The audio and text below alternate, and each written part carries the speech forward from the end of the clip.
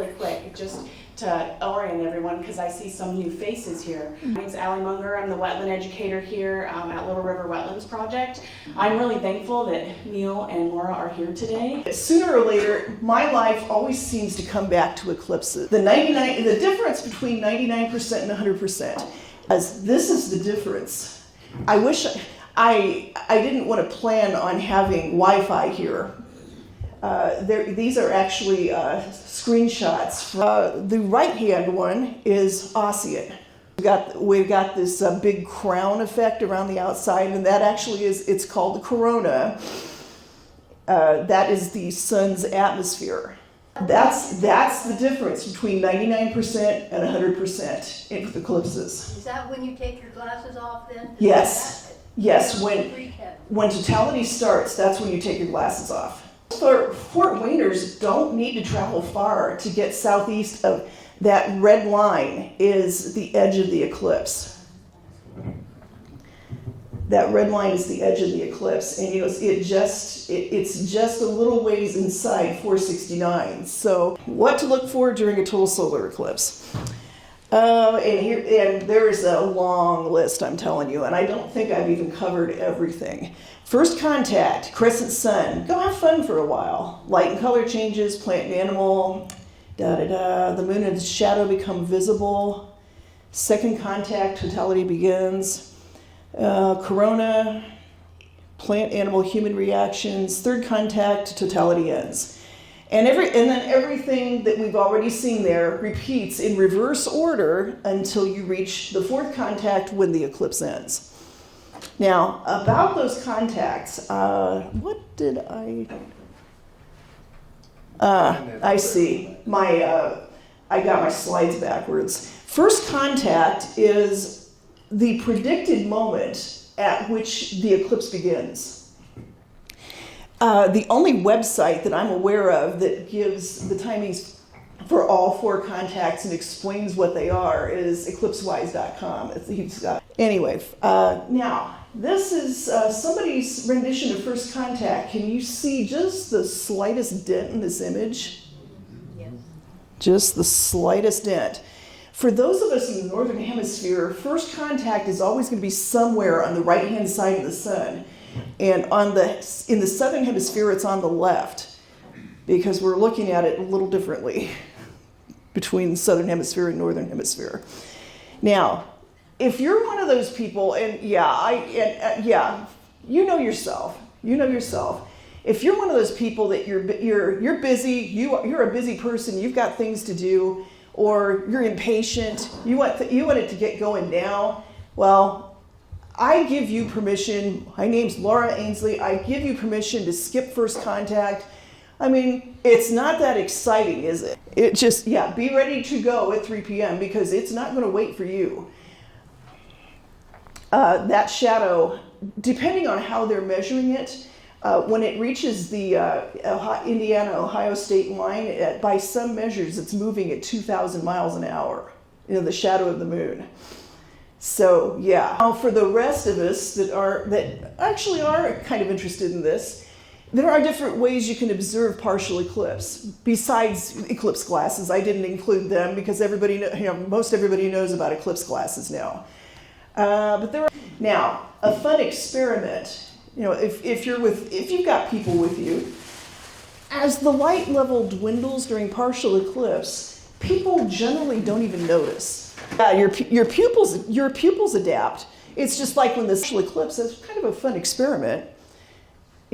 Take pictures of your friend's face at intervals during partial eclipse. If they're wearing glasses or their eclipse glasses, take them off. Don't look at the sun, obviously, but let your eyes adapt to the regular light again, and then take pictures of their face, especially their eyes, and ask them if anything looks different about the sunlight and what they're seeing. Does anything look different yet to them?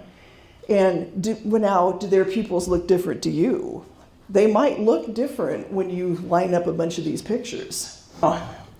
One of the ways they always mention of how a way to observe partial eclipse is to look for images of crescents under these shade trees.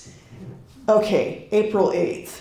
How many shade trees are you going to see in Indiana? I ask you. And then find other things with holes in them. Colanders are the gold standard. You know, it seems like everybody's got a colander. But, you know, look around you. There are all sorts of other possibilities. Oh, gee, PIGM, we welcome back the impatient people. People outside the zone of totality will see something like this. In Fort Wayne, obviously, it's going to be an even thinner sun. Actually, I think it's thinner for all of Indiana. I can't remember. I haven't looked that closely. It was like 95% up by Chicago, I believe. 90 to 95%. Which this is probably maybe about 85, I think. Okay, so it's going to be a thinner sun probably. Now, something else you can watch for odd behavior from plants, animals, people. People tend to be the ones that are the most strangely behaved, but you know, most animals and plants don't react, but you know, some plants that are photosensitive, you know, like dandelions, of course, close when night comes. Dandelions would be ones that most likely to close during toward totality. Also, if you happen to have early blooming tulips, that would be another possibility. But humans definitely react eventually. Okay, so how does it make you feel? What's your art form of choice? Photography, drawing, painting, writing? Use it to record what you see and how you feel about it. And better yet, do this multiple times during the eclipse and see what happens. All right, and I could not find a slide to list for this anywhere. Partly because the thing I've noticed about eclipse photographs, everybody's taking close-ups of the sun and very few photographs of the greater landscape during an eclipse. It's kind of sad in a way. Anyway, when the sun is roughly 90% eclipsed, the sky begins to look weird to everyone, not just people that are paying attention to the eclipse. And the sky kind of transitions from the usual blue that you would see to, it starts to lose color somehow. It's weird. It's hard to explain. Shadows can become very sharp. There's actually a point where it almost looks like you're being illuminated by this gigantic street lamp. The sun has become a giant street lamp. It's weird. Temperatures start to fall. You know, take a jacket with you if you're going somewhere because you may well need it, especially in April, because it could be nice and comfortable at noon, and then it drops 15 or 20 degrees. It's weird. And then the moon continues moving, and the crescent gets thinner and thinner, and thinnest of all, the right hand image is what they call the diamond ring, and the diamond ring effect that we were talking about, where the corona just starts to come out, but there's still a little bit of the sun visible. Second contact, which means we've just started totality. People who do not have totality, if you look on these websites, they'll tell you have first contact and fourth contact, but not second and third because you don't have totality. This is when you take off your eclipse glasses, and now you can see the corona, which is the pearly white atmosphere of the sun streaming off into the space. It eventually becomes the solar wind, which causes auroras on the Earth. So, yeah. Prominences, those are those little red things around the edge here. They're visible if you have binoculars or a telescope. You can see them for a split second, and usually if you would see them, you would probably see them toward the end of the eclipse. But be careful, people usually only see these things in photographs. That's the only way I ever have. And the color should be red or hot pink. If you avoid places that have a lot of buildings, the trees, and you're in totality, you should be able to see like a sunset type of effect all around you. Now, I'm guessing this will be visible from Waynedale and New Haven, but it's going to be toward this. But what you'll see is what almost looks like a thunderstorm to the south. You'll see the darkness, and then it'll be bright toward the north. Then in the sky around the eclipse sun, it's not dark, it's not black as midnight, but it's definitely black as deep into twilight. I think it depends on the eclipse. Around the eclipse sun for this particular eclipse, you might be able to see Venus and Jupiter. Venus is the one on the right, it's brighter, and you can't tell from this illustration, but Venus is quite a bit brighter than Jupiter. Jupiter's the one on the left, and it's a little fainter. Venus actually will probably appear long before totality. I don't know. If I see stars, I'll be thrilled, but I'm not sure I'll be able to see stars. We'll see. Anyway, Venus usually appears long before totality comes. So no, third contact just came. Bailey's beads are back. Bailey's beads, what did I do with it? Oh, here we go. All right, Bailey's beads, if you see on the upper left there are notches in the crescent. Those are caused by mountains on the edge of the sun. And some of these are the moon, I mean. Some of those mountains are not very mountainous, frankly. I've got a 3D printed thing of a lunar crater by the name of Grimaldi. And Grimaldi is... It's not super high. The edges of it aren't super high, but they can be high enough to break up that solar crescent. Hold it up on edge and kind of look at a light and you'll get the effect. What happens now? Just like before, but in reverse. Now, what really happens now is the second. It's kind of like the end of the fireworks on the 4th of July. Everybody races to their cars and jumps in their cars and off to sit in traffic. You know, you can hang out for a little while and talk to people. I've actually done that. It's fun. Fourth contact, the entire eclipse is over. Yeah. How long from the beginning to the end? Well, from the beginning, okay. This particular eclipse, for most of us, first contact is supposed to be about 1:53. It's like 1:53 in the afternoon. And then maximum eclipse is 3:10 for all of northeast Indiana. It's 3:10 in some odd seconds maybe. So, okay, if we do the math, that's what, about an hour and 20 minutes?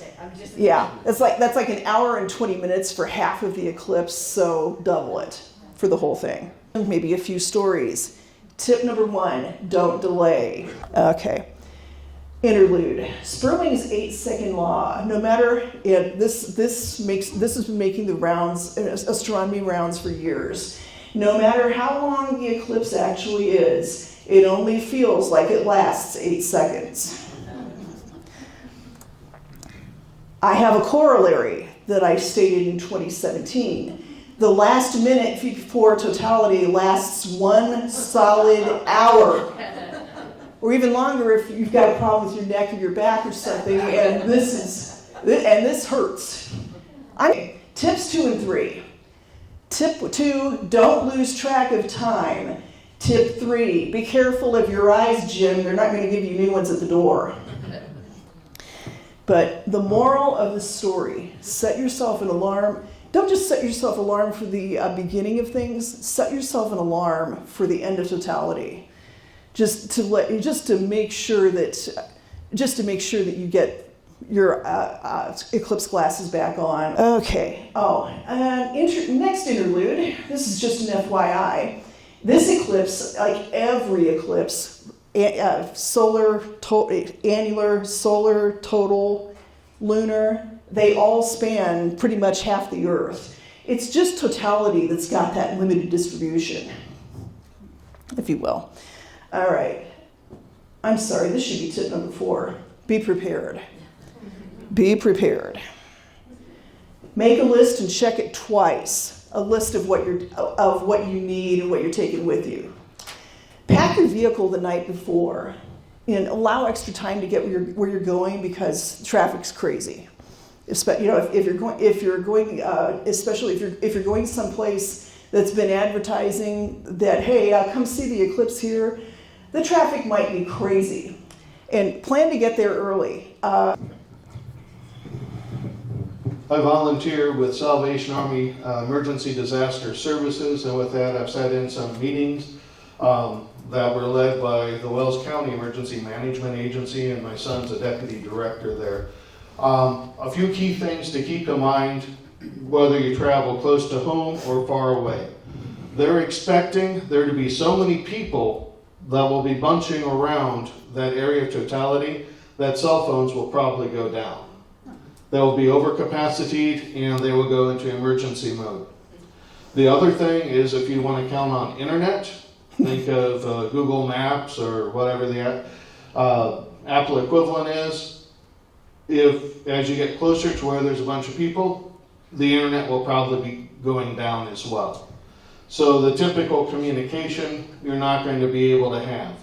Also, because of the increased crowds, they're recommending you keep your gas tank full because with all those extra people, gas stations could run out of gas. If you have an electric car, plot out where the charging stations are. Down in Bluffton, we got 2 at the Chrysler dealership, a slow and a fast. Good luck. After they're not solar powered.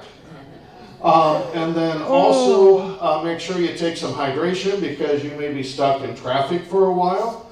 And be sure to take cash with you because going back to the internet and the cell phones being down, many of the stores won't be able to communicate to be able to do debit or credit card transactions. So be patient with the people around you. Expect people to just pull off to the side. If you're still traveling and things are beginning, expect crowded roads. The elephant in the room. What if it's cloudy on eclipse day? Well, what are you going to see? That's going to depend on where you're at and how cloudy it is. If you've just got haze and cirrus clouds, haze and cirrus clouds will make these things not work. These pinhole projectors won't work for that in those conditions, but you'll still be able to see the sun during totality. That won't be a problem. Totally overcast. Outside of totality, you might not be able to see anything. It might get really, really dim. And tip number 5, don't sweat it. This is not my tip, in point of fact. I got it from a guy that I talked to after that annular eclipse in May of 1994. And back in 1994 when they didn't call it the Ring of Fire. Yeah, whatever. Okay. He says to me, "Did you see Venus?" This was after the eclipse. I said, "Oh, crap, I forgot." I had talked about it with people, and I forgot to look. He says, don't sweat it. The fact is, we're human. You will forget things. You'll miss things that you could have seen. Especially the things that happen right before totality. You can't look at Bailey's beads. You can't look at Bailey's beads and the shadow bands and the other things that go on then. You can't look at all this stuff all at the same time. And, accidents will happen. We had people that lost pictures that they took. Don't sweat it. These things make great eclipse stories that you can tell to your friends and family and your grandkids, whatever. Because on average, a total eclipse happens in any one place once in every 375 years. This is not a once in a lifetime event. This is a once in multiple lifetimes event. The next total eclipse to happen in Fort Wayne, Late 1990 or 2090s. September 14th, 2099. What time? I don't know. I believe it's, from what I was seeing, it looked like it was early morning, but I can't swear to it. No, I haven't looked that close. But thank you. Okay. Yeah, one more, and just a couple more. Just don't take that from me. Take that from a couple other people. What's so special about total solar eclipses? And quite simply, a total solar eclipse is the most beautiful sight you will ever see in the sky. When totality begins, the sky suddenly darkens and the exquisitely beautiful outer atmosphere of the sun becomes visible. The ethereal crown that surrounds the pitch black moon is comprised of delicate streamers that trace the dynamic magnetic field of the sun. When we observe an eclipse, we are lifted into the realm of the cosmos and experience the celestial clockwork of our solar system in real time. Once you've seen totality, you will be smitten and you'll want to see it again. It is truly a phenomenon that lives up to the hype. And then we have XKCD, the online comic. How cool, we've got the bottom line, how cool it sounds like it would be versus how cool it is to see in person. Well, planetary conjunctions real close here in the junction of the axes. Supermoon sounds cool, is not cool really. Lunar eclipse is all right. I love lunar eclipses, I really do, but it's sort of like watching really, really beautiful paint dry. Partial solar eclipse is pretty cool too, if that's the sort of thing that you're interested in. Total solar eclipse is off the charts. The hypertext for this particular cartoon, he says, I watched the 2017 eclipse from Missouri and it was without exaggeration the coolest thing I've ever seen. And I firmly agree with him. Thank you for coming. Does anybody have any questions? Sorry. What's up with these things? What's up with these things? These are astronomical tools. Although the one on the right is probably the least astronomical tool of the bunch. It's certainly the least technical. The sun spotter, it will make an image of the sun about 4 inches across if you get it set up just right, and it's really cool. Then the orange thing is a regular astronomical telescope that has a solar filter on the front of it, which that's the way you're supposed to do it. A solar filter that goes into the eyepiece like they used to sell apparently back in the 50s and 60s. Don't use it, they can crack and break. Then the little telescope on the side here is a hydrogen alpha telescope. Hydrogen alpha being a particular wavelength of red light that you can see some really cool features on the sun in. And you don't necessarily have to wait for an eclipse to use a solar filter like that, but it can be pretty cool.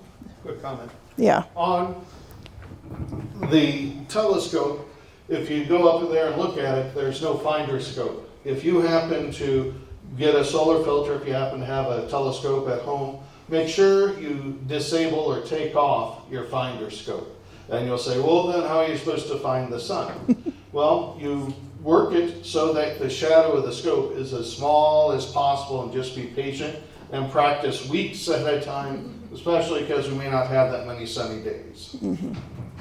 I have a comment. Going to see it. Is anybody leaving Fort Wayne to go see it? Awesome. Cool. I wish you luck. Oh. Yeah. And I forgot. The business cards are passed out for the Fort Wayne Astronomical Society. You can find our information on the web on there. The flip side is a map to Jefferson Park. Jefferson Township Park, east in New Haven. We will be opening our observatory, and we have 5 scope operators that will be operating either the personal scopes or one of the main scopes. And we're hoping to do a live stream on YouTube and probably also on Facebook. However, there's no internet lines out there, so we use cell phone internet, so we may not be able to communicate. But That's my concern. That's my concern. Oh, well. All right. Well, thank you all for coming. I'm glad to see your interest. And, yeah, all right. Well, thank you.